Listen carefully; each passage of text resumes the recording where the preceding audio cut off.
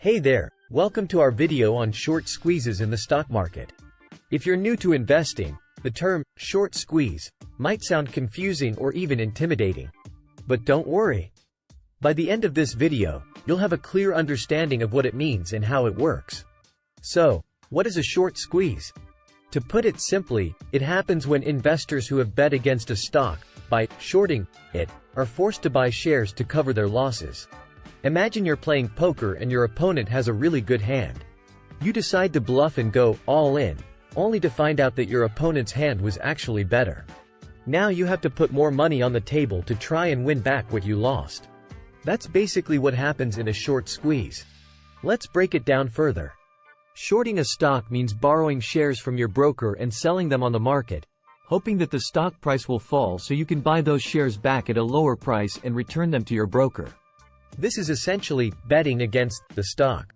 But if the stock price rises instead, your losses will start to add up. Eventually, your broker will demand that you repay the borrowed shares, which means you have to buy them back at the current market price, no matter how high it is. This sudden surge in buying activity causes the stock price to rise even further, leading to a short squeeze. Now, let's look at some real-life examples to illustrate this concept. One of the most famous short squeezes in recent history happened with GameStop, a struggling video game retailer. In early 2021, a group of small investors on Reddit noticed that hedge funds were heavily shorting GameStop, betting that the company would go bankrupt and the stock price would crash. The Reddit group saw an opportunity to squeeze the shorts by buying up GameStop shares, causing the price to skyrocket from around $20 to over $400 in just a few weeks.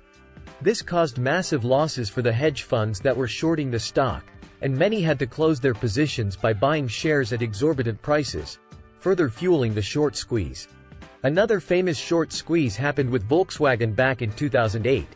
A group of investors discovered that some hedge funds had taken out large short positions on Volkswagen stock.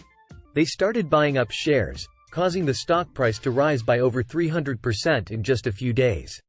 This made it impossible for the hedge funds to cover their positions without suffering massive losses, leading to one of the biggest short squeezes in history.